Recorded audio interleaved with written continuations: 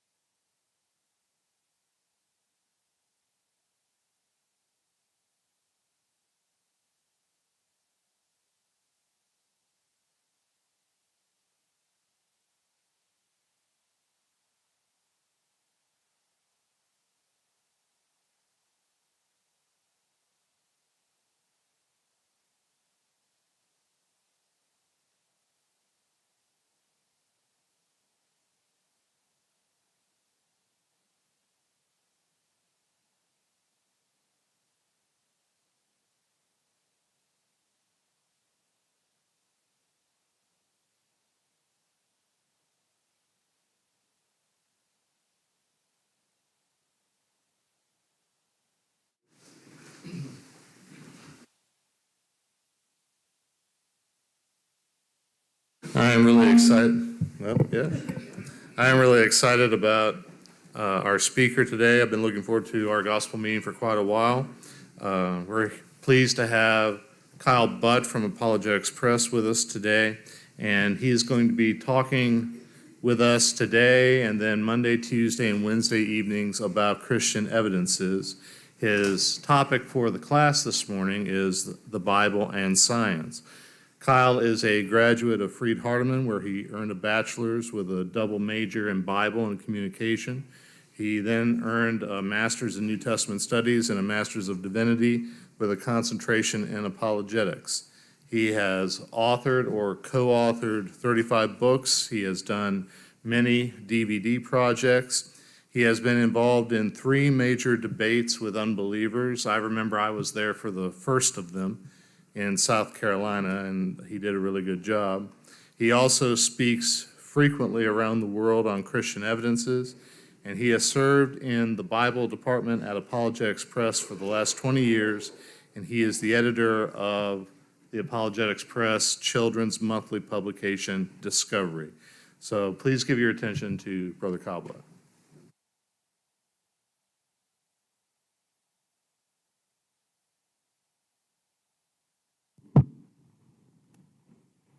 Tommy loved Mr. Johnson. Mr. Johnson was Tommy's 6th grade science teacher, and for the first time in Tommy's life, he was actually having fun learning in a subject other than PE or recess. And Mr. Johnson was one of those teachers that, felt like he needed to get the kids involved in the subject.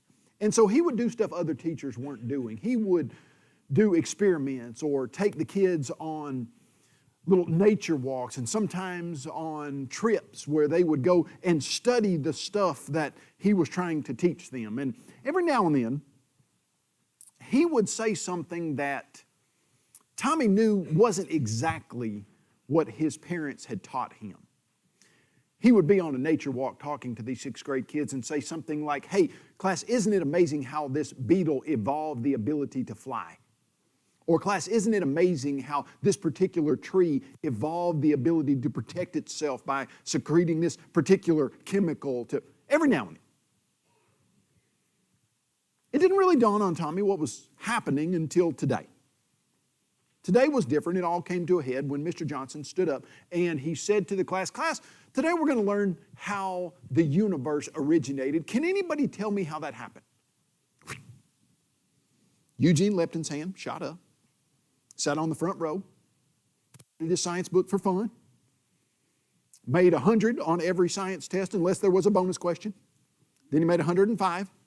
That kid, Mr. Johnson said, "Yes, Eugene." He was used to calling on Eugene. Eugene said, 13.82 billion years ago, there was a huge explosion that is commonly referred to in scientific circles as the Big Bang. That big explosion, and then he went into the scientific, put that in quotations, textbook spiel as to how the universe got here. That supposedly there was something called a singularity, and that singularity was smaller than a period at the end of a sentence and exploded in what is commonly referred to as the Big Bang. Immediately after that, supposedly everything in the universe was traveling faster than the speed of light. Ultimately, hydrogen coalesced into other stars, and those stars exploded and brought about all of the things we see in the universe. And about 4.8 billion years ago, supposedly according to this particular scenario, the Earth coalesced out of space dust around the sun, and then sometime very soon after that, there was a warm chemical soup on the surface of the Earth, or now they suggest it might have been in the deep ocean, hydrothermal vents, and somehow non-living chemicals gave rise to life. Tommy knew that's not what he had been taught. In fact, Tommy knew that he had been taught something very similar to, in the beginning, God created the heavens and the earth. And the earth was without form and void, and darkness was over the face of the deep, and the Spirit of God hovered over the face of the waters. And God said, "Let there be light." And there was light. And God divided the light from the darkness, and the light He called day, and the darkness He called night, and evening and a morning, day 1. And then subsequently, day 2, God created the expanse, the heavens. Day 3, God creates the flowers, grass, and trees. Day 4, sun, moon, and stars. Day 5, the birds and fish. Day 6, land, living animals, and humans, and ceases his creative activity on day 7. Now, it didn't go through Tommy's mind exactly like that, but the story of Adam and Eve and creation did. And out of the 30 kids that were sitting in that class, 27 of them were sitting there wondering what in the world is going on because they had been taught what the Bible says about creation. And Tommy didn't really know what to do. He was encouraged when Stephen raised his hand. Stephen, his dad was a preacher down the road, and Mr. Johnson looked at Stephen and said, "Stephen, do you have a question?" Stephen, in a brave, courageous, but nervous sounding voice, said, "Well, Mr. Johnson, that's not right." Mr. Johnson said, "Well, what's not right?" Well, that's interesting to me. Now, let me tell you what I had one time. I don't know if you guys, you might know, Kerry, but anyway, I was preaching down in, where is he? Mississippi, maybe. And he was sitting on the front row. Right here is the preacher there, sitting on the front row, invited me to speak on a Wednesday night. And so it was something similar to that right there. He's got his iPad on his lap. He's working on his Bible and stuff. And as I'm in the middle of speaking, it starts reading in as loud as I've ever heard an iPad, Genesis chapter 1. He has turned to Genesis chapter 1 and starts reading. And so I listened to it for about a minute, and then I say, "Kerry, you going to turn that off?" And he's like, "Yeah, I'm going to." So it just keeps reading. I'm talking for a minute and a half now. We're into the reading. I say, "Kerry," he said, "Well, this is my wife's iPad. I don't know how to work it." And so it goes for about 2 minutes of straight reading Genesis as loud as you can hear it. So that happens. That happens periodically. Now, where were we? Yeah.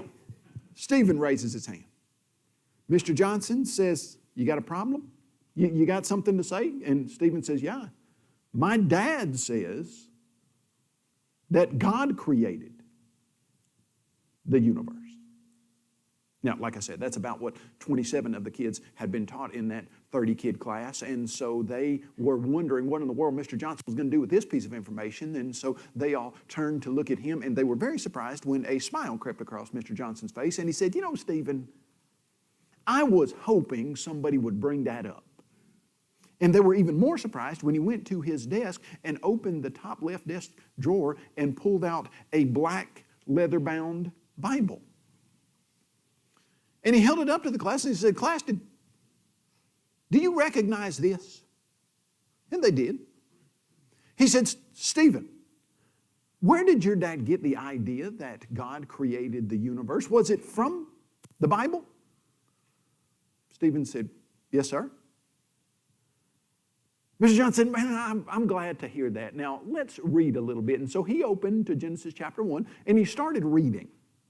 It was Old King James.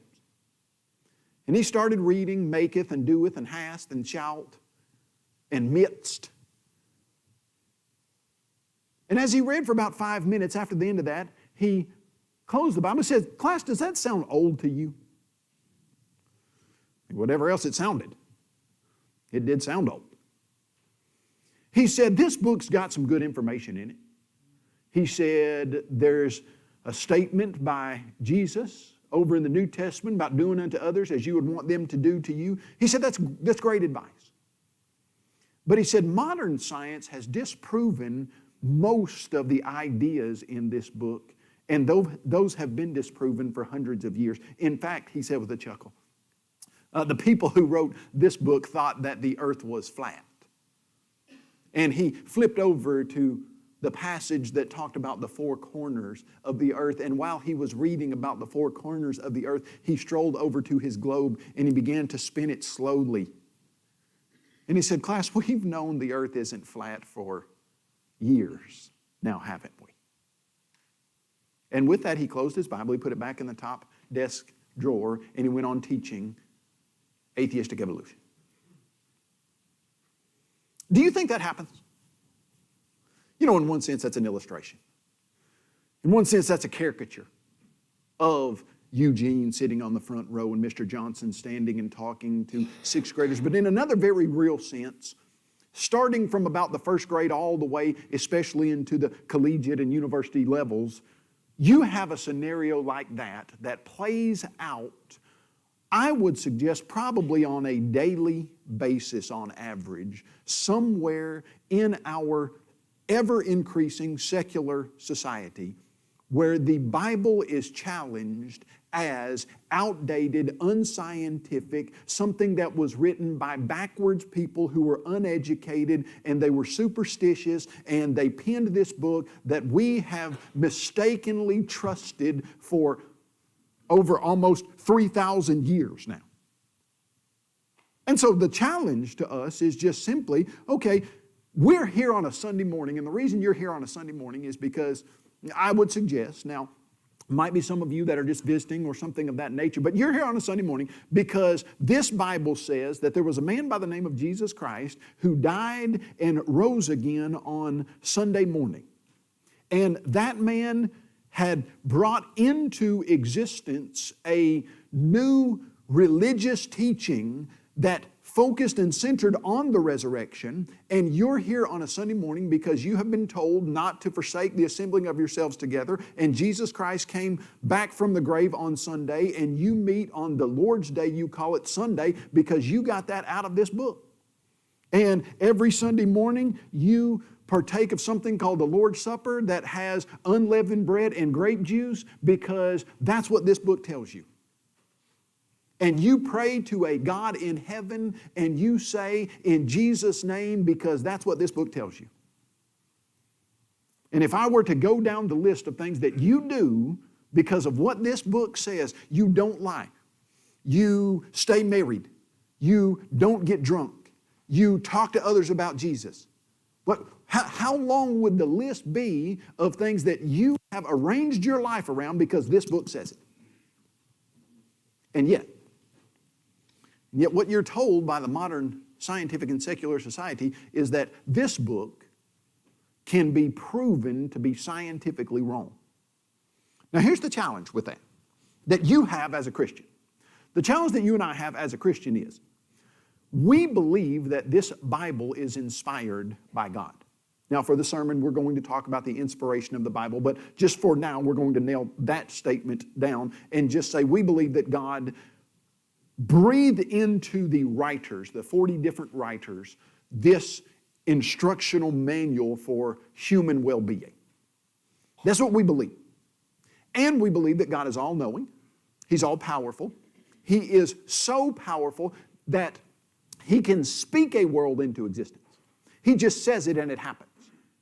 Now, if that's true, if God can just speak the world into existence, knows the movement of every atom and every subatomic particle, knows every single thought in one of your heads right now, can list the numbers of hairs on all 8 billion people's head, if that God wrote this Bible, would it have any scientific mistakes in it? No. You understand that. That God doesn't make mistakes. The God that you pray to and you suggest to people His power and His characteristics, if this Bible is inspired by the all-knowing, all-powerful God, and if this Bible makes scientific errors, then you've got a challenge. Either God's not who you thought He was, or the Bible's not what you thought it was. And so the skeptic on a regular basis will say, okay, this Bible is not scientific. It doesn't correspond to what we know to be true in the physical world. What would you say to that? Well, what I'm going to suggest to you is, not only is that absolutely provably false, not only does the Bible not contain a single scientific error in all of its pages, but the Bible actually exhibits a knowledge of the physical and scientific world that there's no possible way the writers who penned the books could have known at the time that they penned them. And so what you're going to find out is, okay, the first 5 books of the Old Testament written by Moses in approximately 1450 BC, they're going to present to you scientific information that in 1450 BC, the bulk of people in the world had no clue the truth of the statements that were being written in Genesis, Exodus, Leviticus, Numbers, Deuteronomy. Now, that shouldn't surprise you. And here's why.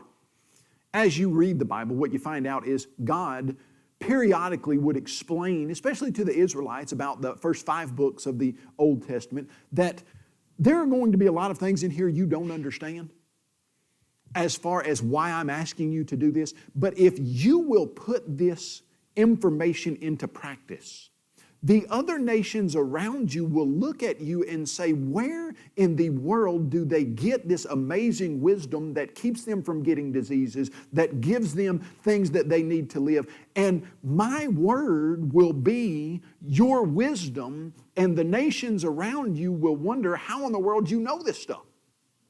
And it will be because I tell you. And so what I'd like to suggest is that, okay, if you're going to say, is the Bible a science book where you can learn organic chemistry from it? No, okay, no. You're not going to learn how to put together carbon compounds and build a graphite bike frame. It's not happening. But is it true that every single statement made in the Bible about the physical world corresponds perfectly to what we know to be factual from a scientific standpoint? Yes, that is true. And more factual than, can you even say more factual? Factual where other things that you're told are true, scientifically, simply are not. So let's start our exploration. Right now, if you enroll in any biology 101 class on a university level, or even in 9th grade, you're going to open probably up to the very first chapter, and you're going to hear about evolution.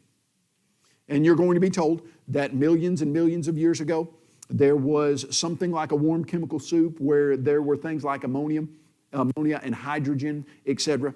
And lightning struck that warm chemical soup. This is presented in Charles Darwin's work, where he postulated that maybe 200 to 400 million years ago, there was a pond of these chemicals and lightning struck it, and somehow the first non-living chemicals gave rise to the first living cell.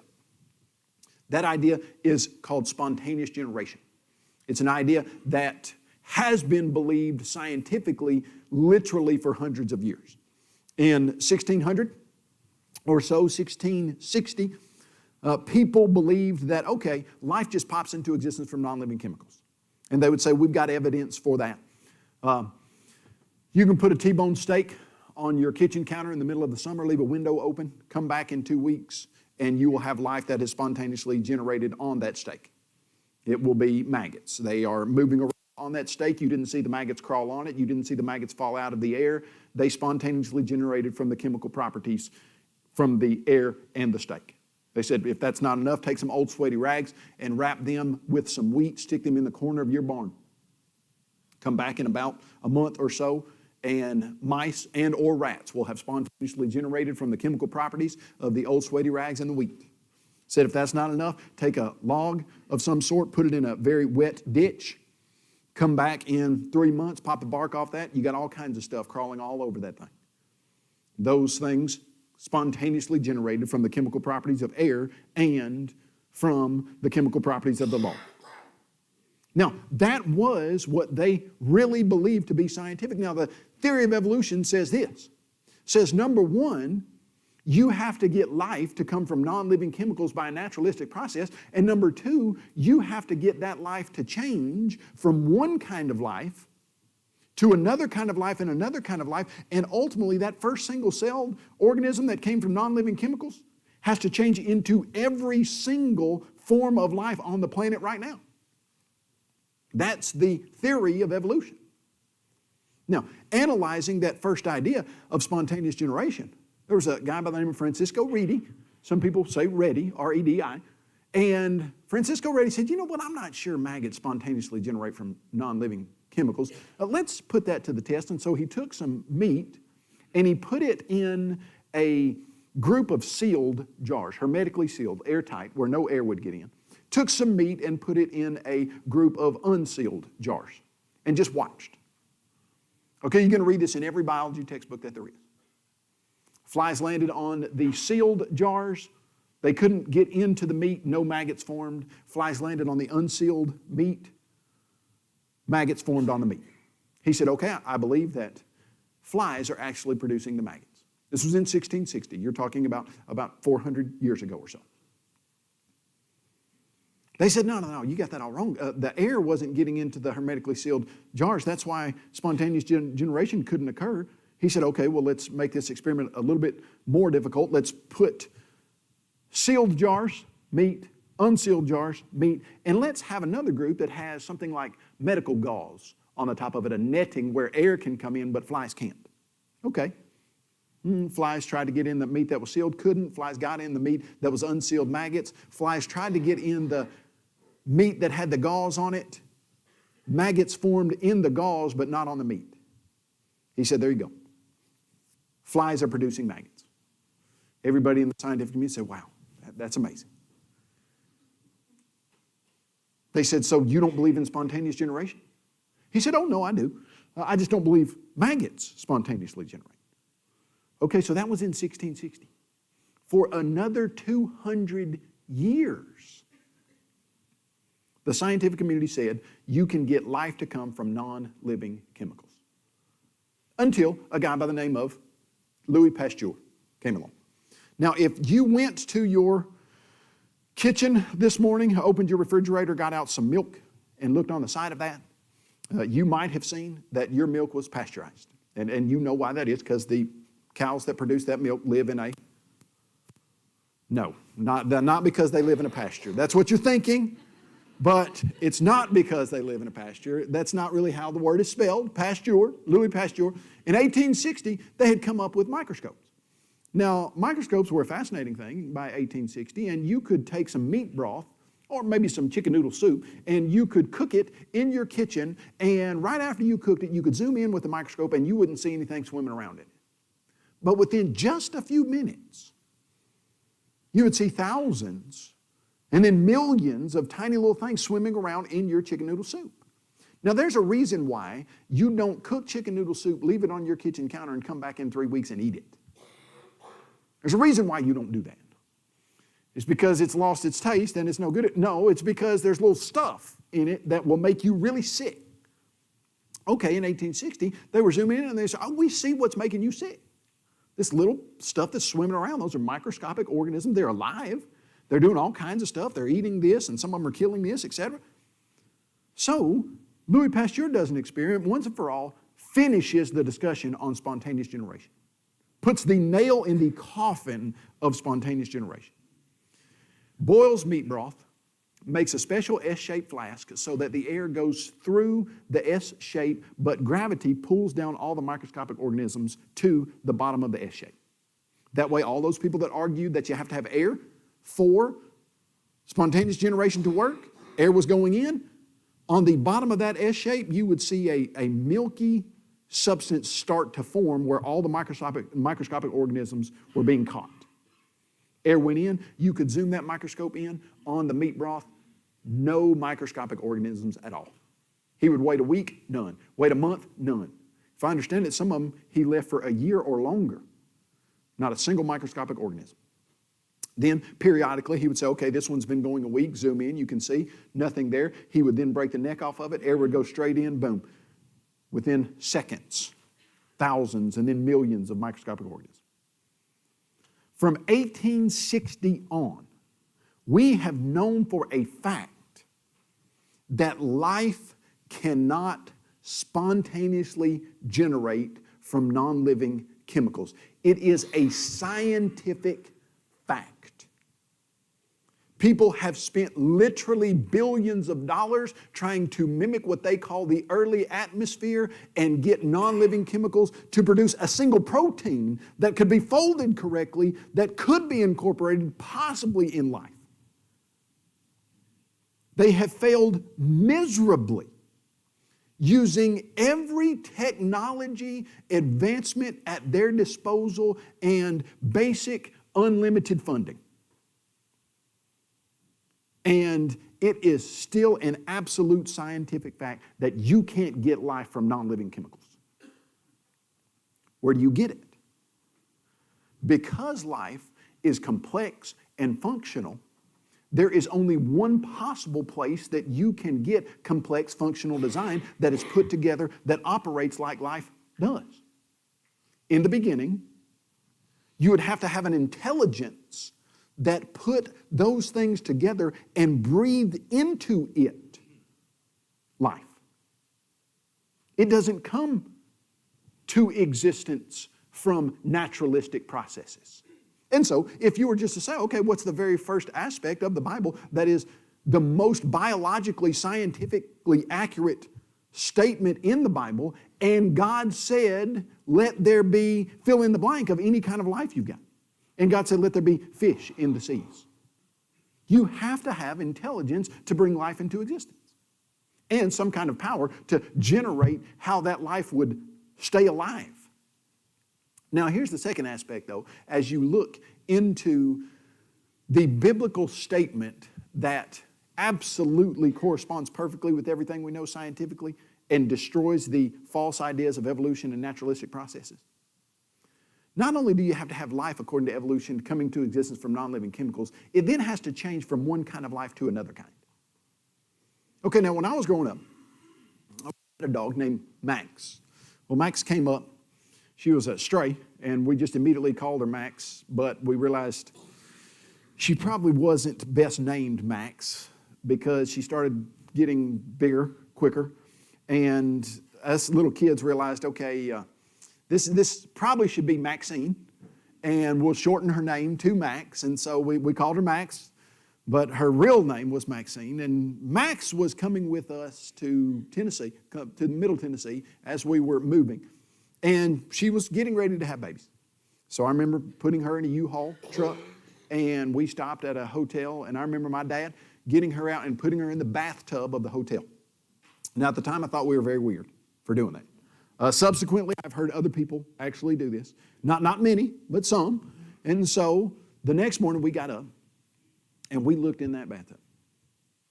And when we looked in that bathtub, there were 8 of the most beautiful baby hippopotamuses you have ever seen.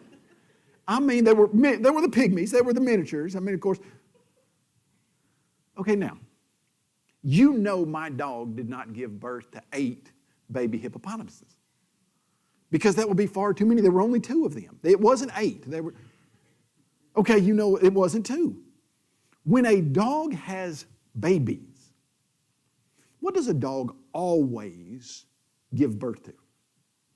Okay, well, hold on just a second. Maybe it wasn't 8 baby hippopotamuses. Maybe it was 8 half dogs, half birds. You know, they had feathers just on their head.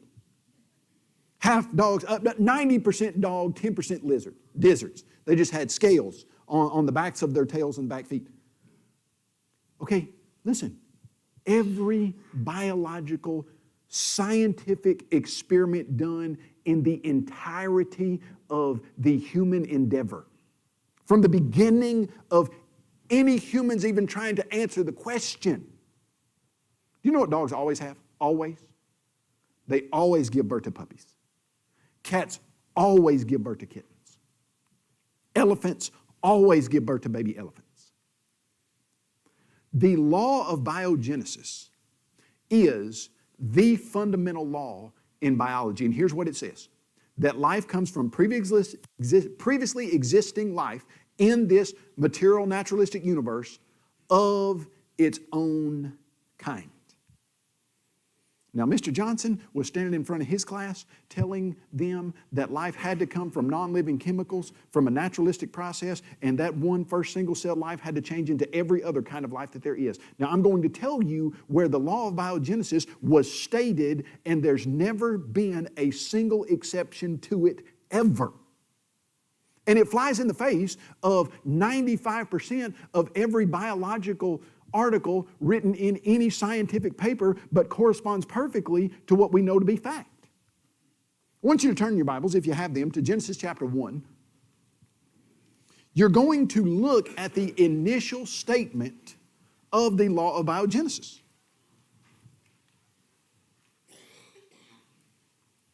And I want you to start reading in verse 11. Then God said, let the earth, Genesis chapter 1, bring forth grass, the herb that yields seed, and the fruit tree that yields fruit. Now read it. According to its kind, whose seed is in itself on the earth, and it was so. Now, if you would have told people, hey, you're going to have to explain that dogs always have puppies, and once you nail that down, if someone accepts that, that would refute the teaching of 90% of the PhDs in biology in 2023. I would have said, that's, yeah, of course dogs always have puppies. Stuff reproduces after its own kind always. Now, according to the modern teachings of evolutionary biologists, that's not how things go. And then you just ask the simple question, okay, just show me one example. One example where something has reproduced and brought into existence an organism not of its own kind. Do you know there's not a single experiment out there where that has ever been the case? Ever? This statement in Genesis chapter 1 seems very simple, seems very obvious, but it is as scientifically sound and profound as any that you will read today. Now here's what I find very interesting. Okay, from 1900, starting in right at the year 1900, scientists said, surely we can get an organism to change from one kind to another if we just mutate it enough. And so they picked the fruit fly, the common fruit fly, because you can get a new generation of fruit flies every 14 days. And so they took this fruit fly and they said, we can mutate this fruit fly and we can alter it and we can chemically mutate it and we can use radiation and we can do all kinds of stuff and we can get this fruit fly to turn into something other than a fruit fly. So they started zapping it with mutation, hitting it with radiation, dumping chemicals on it, and they did all kinds of stuff to the fruit fly. They've gotten fruit flies that they can grow wings on their head where their antennas are supposed to be. They've mutated fruit flies in a way that they will come in existence, they'll be hatched with no legs. They'll be hatched with 6 legs on their back where their wings were supposed to be. Mutated fruit flies where they'll hatch with no eyes. They'll hatch with twice as many bristles as they had the previous generation. With antennas where their legs are supposed to be, wings where their antennas are supposed to be, legs where their wings are supposed to be. They have been zapping fruit flies for the last 123 years. They get a new generation every 14 days in labs all over the world in an attempt to simulate a naturalistic process that would get a fruit fly to change into some other kind of organism. It's the equivalent of millions of years of evolution. It would be, because you get a new generation, you can zap that generation, you can zap that one, and you can add mutations way quicker in a lab than you could in the natural world. And guess what? After 120 years of doing everything they know to do to change the DNA of a fruit fly, do you know what they still got? It's still research on a fruit fly. They've never changed it to anything other than a fruit fly. Why? Because as you keep reading, when God creates the flying creatures, He said, let them multiply after their own kind. And when He creates the swimming creatures, He says, let them multiply after their own kind. And when He creates the land-living creatures, He says, let them produce after their own kind. Now, the word kind is fairly broad. Chihuahua and a St. Bernard dog are of the same kind, the dog kind. A mule, a zebra, and a horse are of the same kind, the horse kind.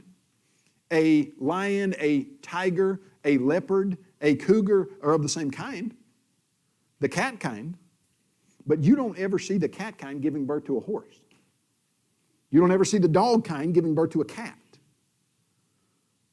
animals and humans produce after their own kind. Now, the extension of that is humans are not animals. They did not evolve from lower primates and somehow arrive at the intellect that we have today. We are altogether separate. When God created humans, He created Adam first and breathed into him the breath of life. You have to get life coming from something other than naturalistic processes. And then He said that Adam and then subsequently Eve, who was made from his rib, were created in the image and likeness of God and are completely different and separate from all the other organisms and not another animal. Okay, you understand that. Scientifically, though, as you look at this idea, the most fundamental tenet of evolution, that life came from non-living chemicals and changed from one kind of life to every other kind of life, is disproven in the very first chapter of Genesis and in spite of all that you're told.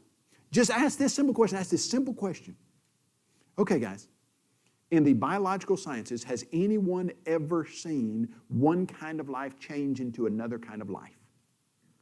And do you know the answer to that? Regardless of all the stuff that's taught in the textbook, the answer to that is always and unequivocal no.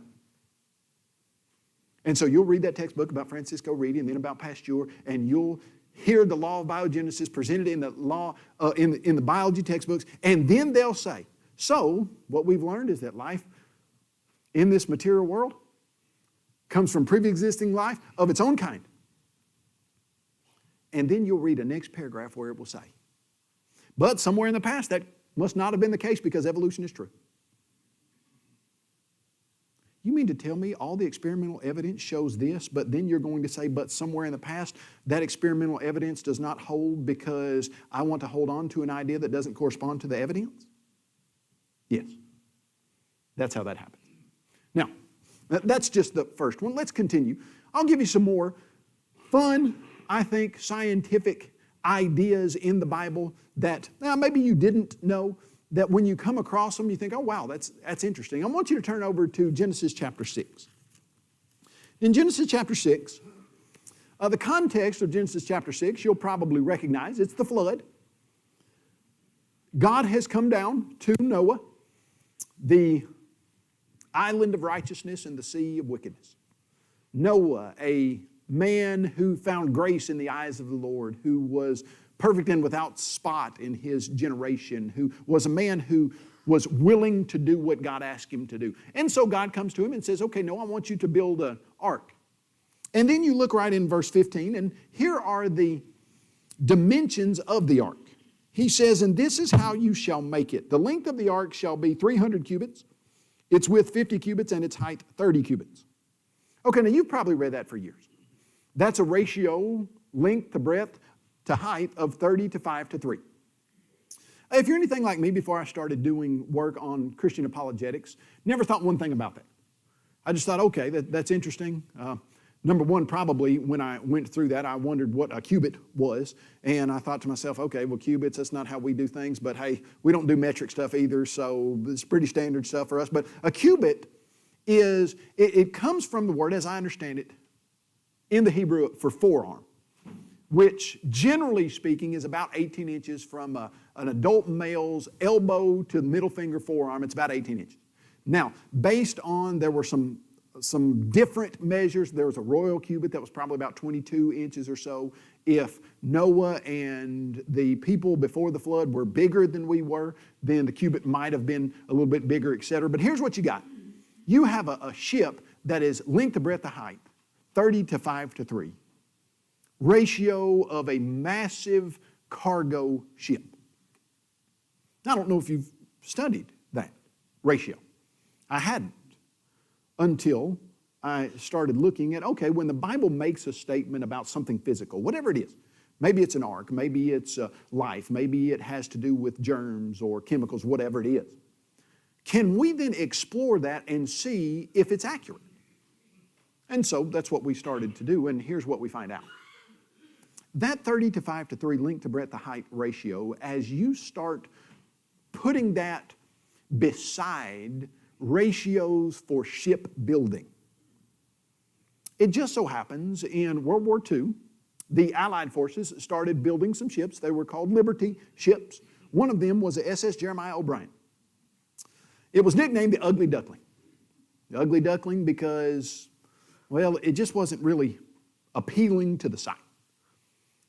But these Liberty ships, they were designed to do basically one thing, and that was to carry supplies through waters where they would not need to go very fast and where they would be protected by other more well-armored ships, and they just needed to have the proper dimensions to carry tons and tons and tons of supplies. 30 to 5 to 3, length to breadth to height, happened to be, in World War II, almost the identical length to breadth to height ratio of the Liberty ships that were designed in World War II to carry lots of stuff. As you look at that ratio, if you were just to pick out, okay guys, what would be a great ratio to build a huge ship that doesn't have to go anywhere very fast, doesn't have to look good, it just has to carry a lot of stuff. 30 to 5 to 3, length to breadth to height, happens to be the perfect ratio for that. Now, I often talk about these kinds of things, and I've got videos that we put out there on YouTube and various different places. And so many times there will be skeptics and unbelievers who will put out refutation or rebuttal videos to what I do. And I was watching one of them. I don't watch them all, but someone had sent me this particular one and just said, hey, you might look at this. And so I watched the first few minutes of it, and he gets to this section on Noah building an ark that it looks like up to this point there's no record of boat building. Doesn't look like Noah is an architectural engineer of any sort. Doesn't look like he has boat building experience. Doesn't look like he has any prior knowledge of how to build a huge boat that is a football field and a half long. I mean, if you're going to build a boat that's going to be a football field and a half long and you don't have any prior knowledge, then how wide do you make it? How tall do you make it? How long do you make it?